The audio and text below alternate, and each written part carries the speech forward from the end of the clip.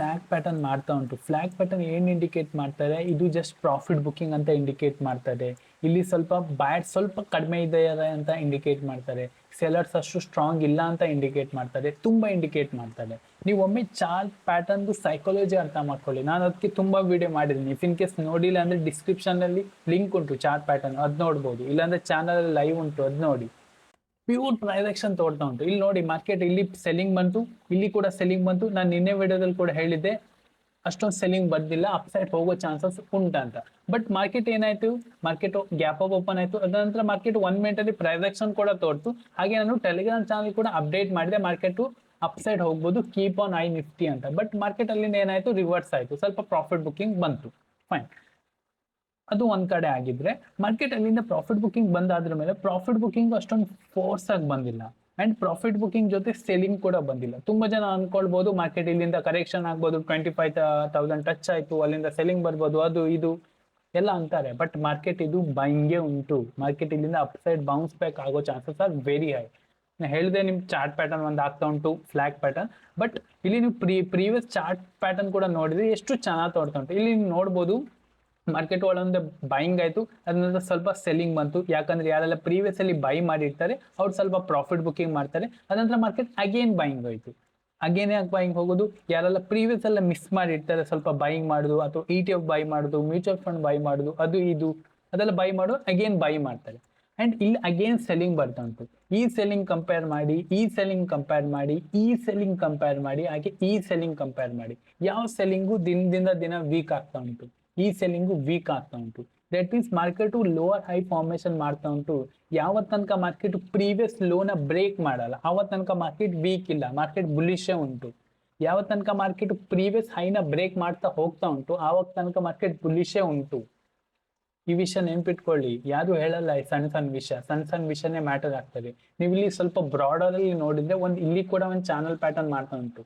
But ಈ channel pattern ಏನಾಗಿದೆ, ಸ್ವಲ್ಪ ಇಲ್ಲಿ ಹೋಲ್ಡ್ ಮಾಡ್ತಾ ಉಂಟು. ಇಫ್ ಇನ್ ಕೇಸ್ ನಾಳೆ ಮಾರ್ಕೆಟ್ ಫ್ಲಾಟ್ ಓಪನ್ ಆಯ್ತು, ಇಲ್ಲ ಗ್ಯಾಪ್ ಓಪನ್ ಆಯ್ತು, ಅಂಡ್ ಇಲ್ಲಿ ಹೋಲ್ಡ್ ಮಾಡಿ ಇಲ್ಲಿಂದ ಬ್ರೇಕ್ಔಟ್ ಆಯ್ತು ಅಂದ್ರೆ ಒಳ್ಳೆ ಮೂಮೆಂಟಮ್ ನಾಳೆ ಕೂಡ ಬರ್ಬೋದು. ಅಲ್ಲಿ ಮೊಮೆಂಟಮ್ ಬರ್ಬೋದು. ಮೊಮೆಂಟಮ್ ಬಂತು ಅಂತ ನಮ್ಗೆ ಎಷ್ಟು ಪುಂಜಿ ಉಂಟು, ಎಷ್ಟು ನಮ್ದು ಫಾರ್ ಎಕ್ಸಾಂಪಲ್ ನಾವಿಲ್ಲಿ 10K ಡಿಮ್ಯಾಟ್ ಅಕೌಂಟ್ ಅಲ್ಲಿ ಇತ್ತಂದ್ರೆ ಇಲ್ಲಿ ನಾವು 10K ಇಟ್ಟು ಟ್ರೇಡ್ ಮಾಡೋದಲ್ಲ, ನಾವಿಲ್ಲಿ ಒಂದು 5K ಟ್ರೇಡ್ ಮಾಡೋಣ, ಇಲ್ಲಿ ನಾವಿಲ್ಲಿ 1K ಟ್ರೇಡ್ ಮಾಡೋಣ. ನಮ್ ಕಾನ್ಫಿಡೆನ್ಸ್ ಮೇಲೆ ಡಿಪೆಂಡ್, ನಮ್ ಪ್ರೀವಿಯಸ್ ಪ್ರಾಫಿಟ್ ಮೇಲೆ ಡಿಪೆಂಡ್. ಫೈನ್. ಸೊ ಅದ್ರ ಪ್ರಕಾರನೇ ಟ್ರೇಡ್ ಮಾಡಿ, ಅನ್ನೆಸೆಸರಿ ಲಾಸಸ್ ಆಗುತ್ತೆ. ಫಾರ್ ಎಕ್ಸಾಂಪಲ್ ನಾನು ನಿನ್ನೆಯಿಂದ ಕೂಗಿ ಹೇಳ್ತಾ ಇದ್ದೆ, ಮಾರ್ಕೆಟ್ 25,000 ಗಿಂತ ಅಪ್ಸೈಡ್ ಅಲ್ಲಿ ಬ್ರೇಕ್ಔಟ್ ಆದ್ರೆ ಇಲ್ಲಿಂದ ಮಾರ್ಕೆಟ್ 200 ಮೂಮೆಂಟಮ್ ಬರ್ಬೋದು, 300 ಮೂಮೆಂಟಮ್ ಬರ್ಬೋದು ಅಂತ ಹೇಳ್ತಾ ಇದ್ದೆ. ಎಸ್, ನಾ ಇಲ್ಲಿ ಟ್ರೇಡ್ ಕೂಡ ಮಾಡಿದೆ, ಮೂಮೆಂಟಮ್ ಬರ್ಬೋದು ಅಂತ ಅನ್ಕೊಂಡಿದ್ದೆ. ಬಟ್ ಏನಾಯ್ತು, ಇಲ್ಲಿ ರಿವರ್ಸಲ್ ಆಯ್ತು. ರಿವರ್ಸಲ್ ಆಗಿ ನನ್ನ ಸ್ಟಾಪ್ ಲಾಸ್ ಎಷ್ಟಾಯ್ತು, ಎಷ್ಟು ನಂದು ಯೋಗ್ಯತೆ ಉಂಟು. ಫಾರ್ ಎಕ್ಸಾಂಪಲ್ ಈಗ ನನ್ನ ಹತ್ರ 1 ಲಕ್ಷ ಉಂಟಂದ್ರೆ ಇಲ್ಲಿ ನಾನು 1 ಲಕ್ಷ ಕೂಡ ಹಾಕಿಲ್ಲ ಎಮೋಷನಲಿ, ಇಲ್ಲಿ ನಾನು ಹಾಕಿದ್ದು ಒಂದು 2,000 ಲಾಸ್ ಆಯ್ತು, ಇಲ್ಲ 1,000 ಲಾಸ್ ಆಯ್ತು. ಹೀಗೆ ಆಗ್ತದೆ. ಇದು ಮನಿ ಮ್ಯಾನೇಜ್ಮೆಂಟ್, ಇದು ರಿಸ್ಕ್ ಮ್ಯಾನೇಜ್ಮೆಂಟ್. ಕ್ವಾಂಟಿಟಿ ಮೇಲೆ ಟ್ರೇಡ್ ಮಾಡಿ. ಈ ವಿಷಯ ಯಾವತ್ತಿದ್ರು ನೆನ್ಪಿಟ್ಕೊಳ್ಳಿ, ನೀವು ಟ್ರೇಡಿಂಗ್ ಮಾಡುವಾಗ ಅಥವಾ ನೀವು ಇನ್ವೆಸ್ಟಿಂಗ್ ಮಾಡುವಾಗ.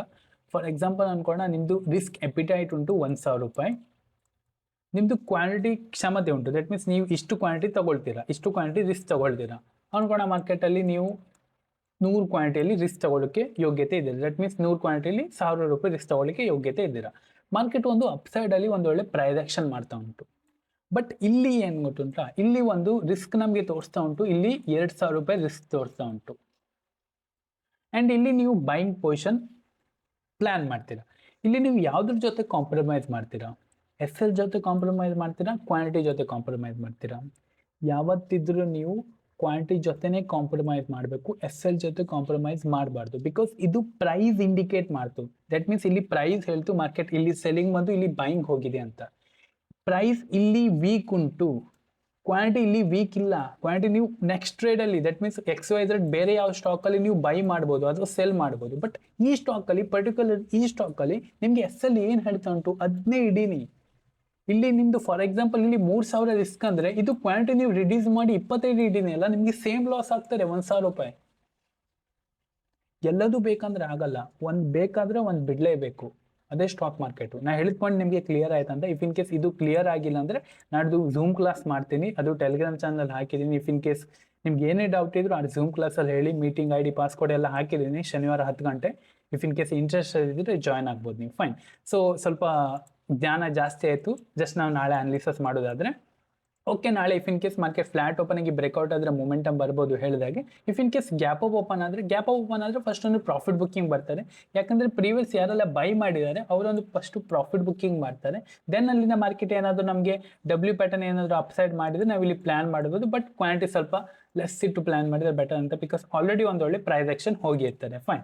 ಸೊ ಇಫ್ ಇನ್ ಕೇಸ್ ನಾಳೆ ಮಾರ್ಕೆಟು ಫ್ಲಾಟ್ ಓಪನ್ ಆಯಿತು, ದೆನ್ ಇಲ್ಲಿಂದ ಡೌನ್ ಸೈಡ್ ಬ್ರೇಕ್ ಆಯ್ತು ಅಂದರೆ ನಾನು ಇಲ್ಲಿ 2 ಟಾರ್ಗೆಟ್ ಎಕ್ಸ್ಪೆಕ್ಟ್ ಮಾಡ್ತಾ ಇದ್ದೀನಿ. ದಟ್ ಮೀನ್ಸ್ ಮಾರ್ಕೆಟ್ ಇಲ್ಲಿ ಒಂದು ಒಳ್ಳೆ ಟ್ರೆಂಡ್ ಲೈನ್ ಮಾಡ್ತಾ ಉಂಟು. ಇಫ್ ಇನ್ ಕೇಸ್ ಇಲ್ಲಿ ಫ್ಲಾಟ್ ಓಪನ್ ಆಗಿ ಇಲ್ಲಿಂದ ಡೇ ಲೋನ ಬ್ರೇಕ್ ಡೌನ್ ಆಯ್ತು ಅಂದರೆ ಫಸ್ಟ್ ಟಾರ್ಗೆಟ್ ನಾನು ಸಮಾಡ್ ಅನ್ಕೊಳ್ತಿದ್ದೀನಿ 24,820 830 ತನಕ ಬರ್ಬೋದು ಅಂತ.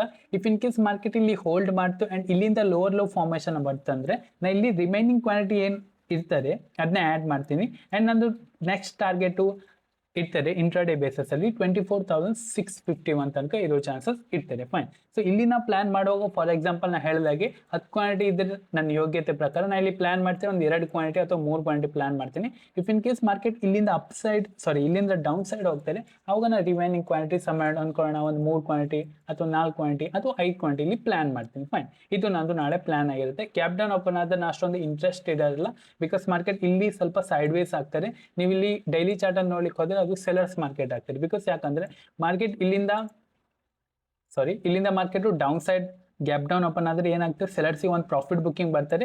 ಆವಾಗ ಅವ್ರು ಏನಾಗ್ತದೆ ಸ್ವಲ್ಪ ಪ್ರೀಮಿಯಂ ಸ್ಪೈಕ್ ಆಗ್ತಾರಲ್ಲ, ಆವಾಗ ಸ್ವಲ್ಪ ಇಲ್ಲಿ ಅವರು ಶಾರ್ಟ್ ಮಾಡ್ತಾರೆ ಕಾಲ್ನ. ಆ್ಯಂಡ್ ಸ್ವಲ್ಪ ಇಲ್ಲಿ ಡೌನ್ ಸೈಡ್ ಬಂದಾಗ ಅವ್ರು ಏನು ಮಾಡ್ತಾರೆ, ಇಲ್ಲಿ ಪುಟ್ ಶಾರ್ಟ್ ಮಾಡ್ತಾರೆ. ಆವಾಗ ಇಲ್ಲಿ ಸ್ಟ್ರ್ಯಾಂಗಲ್ ಕ್ರಿಯೇಟ್ ಮಾಡ್ತಾರೆ.